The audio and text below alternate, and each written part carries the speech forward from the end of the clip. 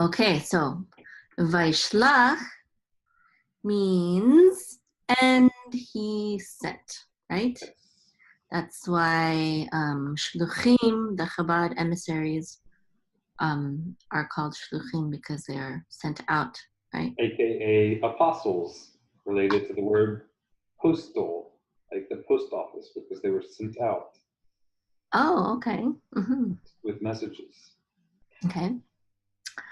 And Yaakov is Jacob. And so I know that like Ekev means heel, right? Yes, that's right. So what does it looks like Yaakov is a verb. Is that correct or not It really? does look like that. Okay. So would it mean like he healed kind of? With like not healed as in was healed of a disease, Right. I know. but like he Hele. followed on the heels of something like that. Yeah. So is this an actual verb? It looks like it. I It mean, looks like it's constructed that way, but it's not something that's commonly used in modern Hebrew, at least. okay. Okay. You can say um, you can say ta'akov achoi, which means like follow after me, or Mm-hmm. follow in my footsteps, or who yakev achoi. Oh, and that would be he will Yeah, follow. like he will follow, right? So it's Yaakov, not Yaakov. It could just be a variant. I mean, just like in English, if you look in the first editions of the King James Version, you'll find different variant spellings of words that are now standardized to a specific spelling. Mm-hmm. So, like Red Sea, for example, it wasn't an error in the early English translations. They didn't intend to translate it as Red Sea. It was an alternate spelling for reed. But then people forgot the alternate spelling, and after the difference between red and reed became standardized, people started reading it as red instead of reed. Yep, that is very interesting. Same Okay. thing. Mm-hmm. Okay. So Malachim. So this is messengers or angels, right? I know that Mm-hmm. sometimes someone, I don't know if it's Rashi or someone interprets this as like a spiritual event, not necessarily a. Can mean emissaries, ambassadors, representatives. Have you heard that interpretation before, though? That it wasn't people that Yaakov sent? That it was not. You read, right? I'm not surprised, but I don't remember specifically. Okay. So Malachim, messengers or emissaries or angels. Lefanav is before him. And then El Esav, which is to Esau. Achiv, his brother. Arsa, towards the land. Seir, which is Seir, but it means like hair, right? It means, it sounds like hairy, but it's related to the area or the people of Esau. What? Say that again. It's what? Actually, isn't there Har? I'm getting confused by things, I think. There's also a Har Seir, but that may be a mountain in the same region. I don't want to say it's a fact. I have to double check. But yeah, the root looks like hairy. Mm-hmm. And it's How do you say hair in Hebrew? Just regular hair. Sa'ar. Mm-hmm. So it's spelled similar. Yeah. Okay. Same root. Mm-hmm. Don't confuse it with a gate. That's with an, well, that's also with an ayin, but that's a, what do you call it? A sheen instead of a seen. Mm-hmm. But it's interesting that this land was already named after Esau. Wait. Or at least at the writing.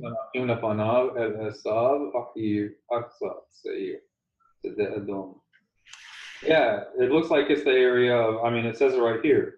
The field of Edom, and Edom is another reference to Esau because he was reddish or ruddy looking. And also, so Sedeh is the field, and there's Mhm. of an Edom, which is Edom, but this is also the name of the land of Esau because he was reddish. Correct. Okay, so the land and this field was already named after him at this time. And I'm sure there's got to be some kind of like midrash on the correlation between Edom and the fact that Adam means man. Well, yeah, because man was taken from the From the ground. word for Adama, right, which is Yeah. ground, Adama. Mm-hmm. And the ground is called Adama because it has a brownish tone. Right. Adom. So, yeah. So it doesn't really mean red, but more like an earthy reddish. Right. And most ancient languages, in the early stages of those languages, and certain languages today in cultures that aren't very scientifically or culturally advanced, they usually don't have all the distinct names for various types of colors, but they'll rather have just a few names for broad Mm-hmm. ranges of colors. So that, like Adom, it wasn't just red. It's really wrong to think of it always as red. Mm-hmm. Adom could refer to Reddish. red, orange, even things that we don't consider reddish in modern English. It could refer to orange. It could refer to different shades of brown. Mm-hmm. All of those would fall under Adom. Mm-hmm. Or not necessarily societies that aren't technologically advanced, but also who don't have the presence of the Crayola company. That's very important. Yeah, and it's not only that. It is related to the technology because people, like, if you don't have the product that comes in a product that comes in different colors, or if you don't have the means to obtain it, then you don't encounter it as much. Mm-hmm. People will give names to things There's no need that they encounter. distinction. Right. Yeah. Because some of these same cultures might have a million names for different kinds of fish and everybody knows it. Whereas in America, where people are less into that, they don't know so many names for fish. Mm-hmm. All right. Yes. We were just Ruben and I were talking about how there's different words for rain. Mm-hmm. In Hebrew, there's like just regular rain, and there's a word for early rain and latter rain. Right. Yeah. And for showers. Right. Okay. So Vayishlach, which is related to the word mitzvah or mitzvot. So this is That's correct. And he commanded otam, them, lemor, saying, ko, thus, tomerun, you shall say, and this is imperfect or future tense, right? Plural. Correct. Right? So And that nun is a subtle, it's something that happens in biblical Hebrew here and there, and it is what's the word? It's a remnant of Proto-Hebrew, of early Hebrew, in which it had a certain grammatical function. And it's interesting to note that the same thing exists in proper Arabic, not colloquial Arabic, but modern standard Arabic. They still have the same exact construct, and they've preserved the distinction. But you're not going to learn it in an ulpan or anywhere because it's kind of random when it appears, and I don't really know why some places it appears. So it's definitely not used in modern Hebrew. No. The nun would be left Normally out. the nun would be gone. But even at the stage of Hebrew when the nun was used here, it wasn't always used there. In some places it would be with it, some places it would just be the u ending. So, but you don't remember the rule or the reason? They both mean basically the same thing, but I forget the exact nuance. It's a nuanced difference. Okay. So, y'all shall say, Ladoni, to my Lord, Le'esav, to Esau, Ko, thus Amar says, or said, thus said, Good. Avdecha, your servant, Yaakov, Jacob, Im Lavan, with Laban. Garti, I have lived. Va echar.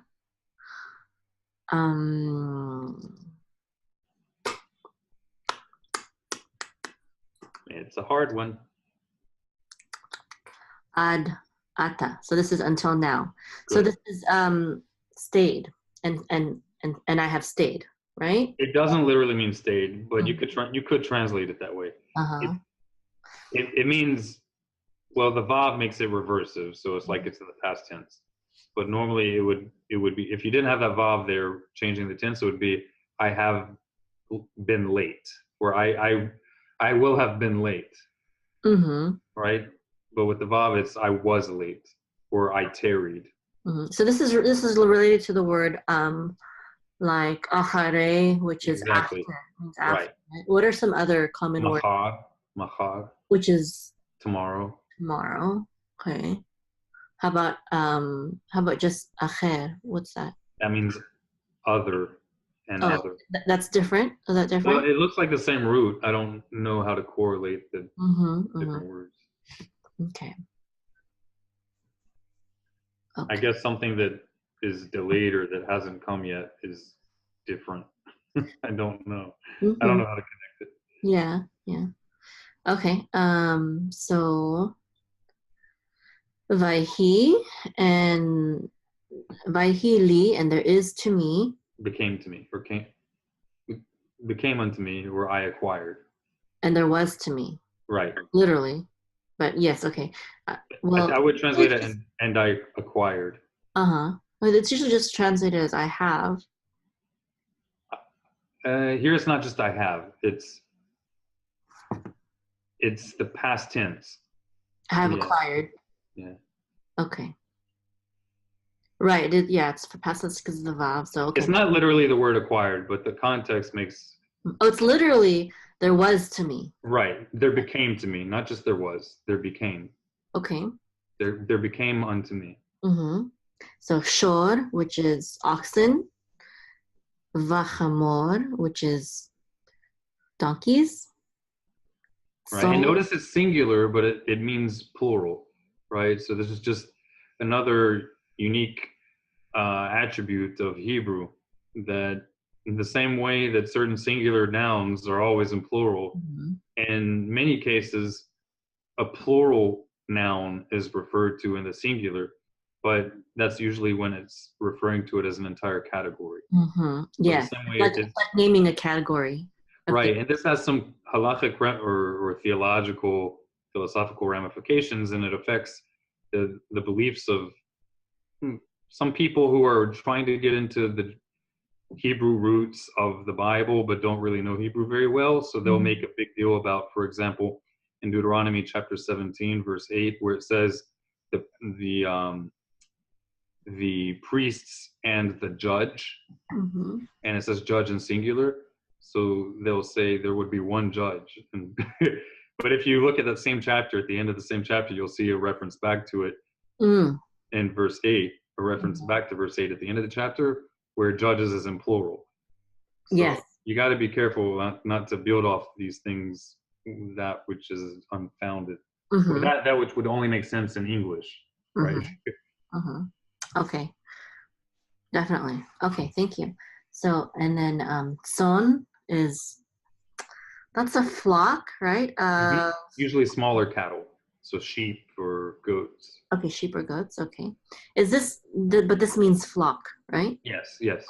But a flock is just like a herd. It's just a herd of smaller cattle, Yes, yes. right? What is the If word you, for a herd of big cattle? Of bigger um, animals? trying to think, It's okay. maybe eder, but I Okay. think eder is also used for smaller animals. Okay. That may be the word for herd, though. That may be more broad. Mhm. Okay, the Eved and servants, literally just one servant, but in context, it's really servants. The Eved, the Shifcha, which is female servants.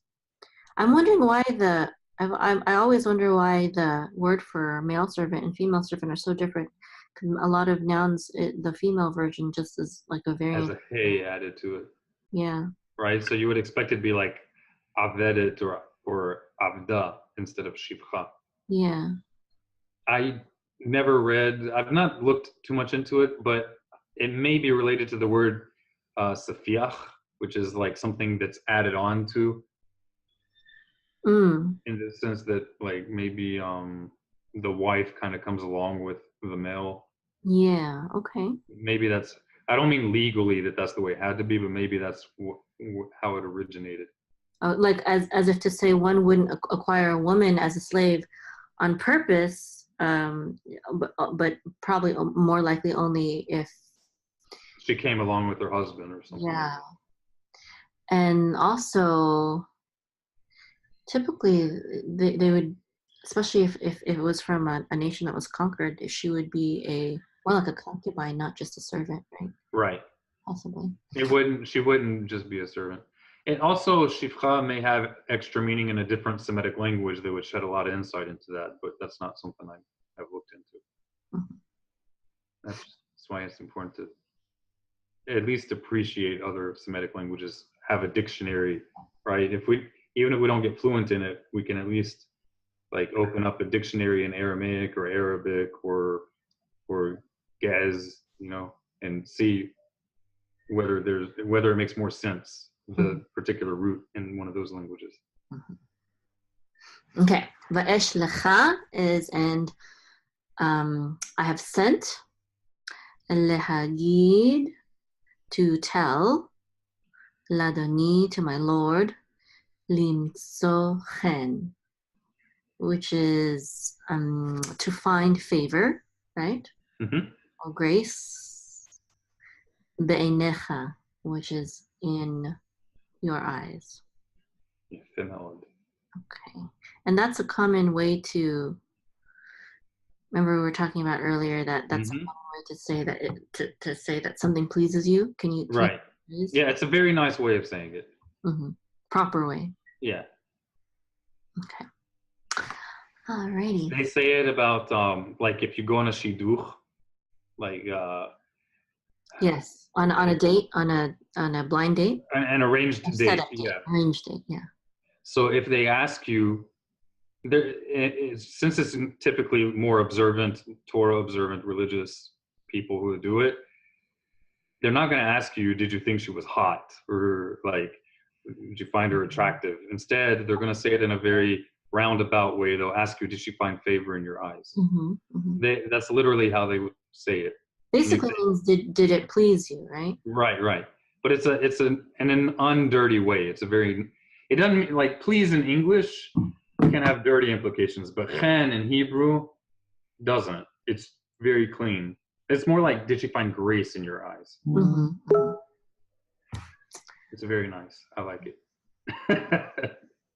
Me too.